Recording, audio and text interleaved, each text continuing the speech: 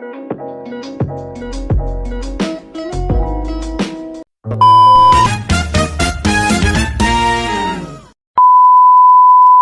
hi guys, doon namin sa Escalante guys.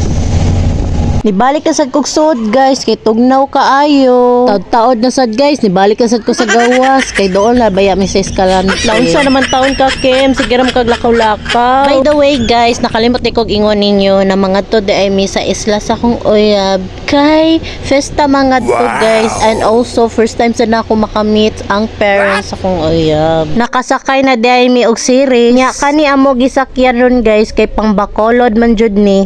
After na mo sa Escalante og agi, padung na pod mi sa AB Magalona. Pero muna og mi sa skina sa AB Magalona para makasakay na pod mi tricycle. A few moments later. Naabot na mi diri sa Port AB Magalona guys. Nya na stranded pa jud mi diri kay wala mi nakaabot sa last trip nila. So mauto guys, diri ra pod mi matulog og diri ra pod mi magpaabot ugma. Kaluoy taon na mo guys. Persige lang, laban lang gyapon.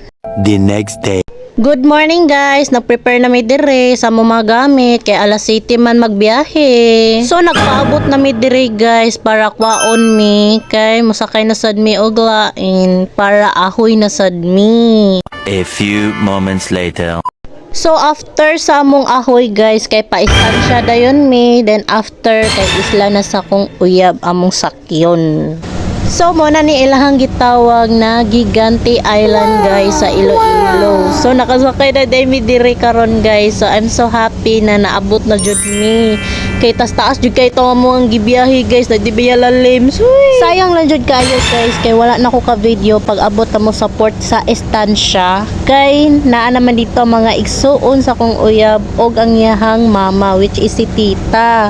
So dito mi nag first meet ni tita og nauwaw sad ko. Og nalubat sad ko guys. So sorry jud kaayo. So mora ni ako ang vlog for today.